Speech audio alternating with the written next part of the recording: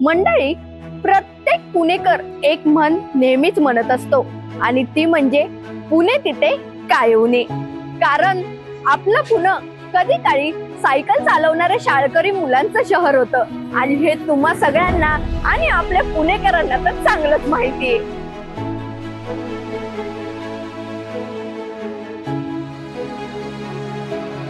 विशेष म्हणजे घड्याळाच्या काट्यावर चालणारं, पर्यावरणाची काळजी घेणारं आणि भविष्याच्या दिशेने निघालेलं हे आहे पुणे मेट्रोचं नवयुग. आणि आज लाखो पुणेकर या प्रवासाचा भाग बनतानाही दिसतायत.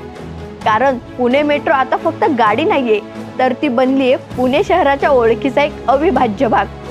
महाराष्ट्राचं एक गतिमान शहर शिक्षण, माहिती तंत्रज्ञान आणि संस्कृती याचा संगम. म्हणजेच याच वेगाने वाढणाऱ्या शहराला लागतो एक मजबूत वाहतूक व्यवस्थेचा कणा, आणि तो कणा म्हणून उभा राहतोय पुणे मेट्रो. नमस्कार, मी पूनम न्यूज अनकट मध्ये तुमचं सगळ्यांचं स्वागत करते. 2022 साली बहुचर्चित आणि बहुप्रतीक्षित पुणे मेट्रोनं आपल्या प्रवासाची सुरुवात केली होती.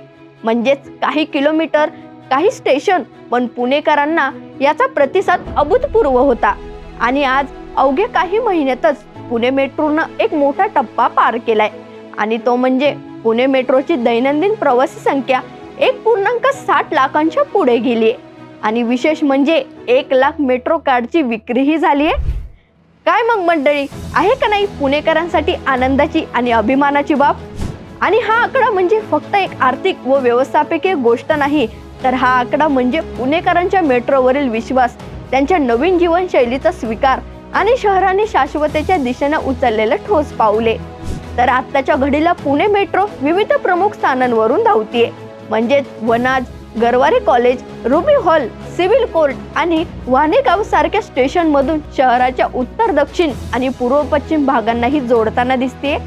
कारण लोकल, PMPML आणि इतर वाहतुकीच्या पर्यायांना पूरक ठरत ही सेवा आज लाखो नागरिकांसाठी दैनंदिन गरज बनताना दिसते. मात्र मेट्रोमुळे केवळ प्रवासाचा वेळ कमी झाला नाहीये, तर आज वाहतूक कोंडीमुळे इंधन खर्च आणि पर्यायाने प्रदूषण देखील लक्षणीय प्रमाणात कमी झाले.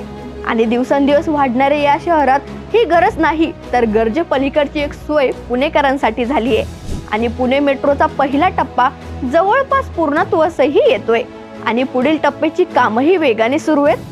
भविष्यात मेट्रोच्या विस्तारामुळे शहरातील आणखी भागही जोडले जातील, जसे की हडपसर, कात्रज आणि पिंपरी चिंचवड परिसर. यामुळे या उपनगरांमधून शहरात येणाऱ्या जाणाऱ्या लाखो प्रवाशांना मोठा दिलासा देखील मिळणार आहे.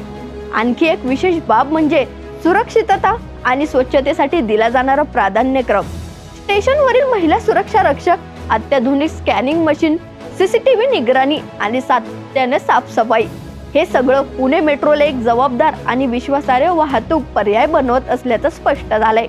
त्यामुळेच पुणेकरांचा प्रतिसाद हे सिद्ध करतोय की शहर बदलायला तयार आहे आणि नागरिक ते परिवर्तन स्वीकारायलाही तयार आहेत. म्हणूनच म्हणावंसं वाटतं की पुणे मेट्रो प्रवास नाही, तर एक विश्वास आहे.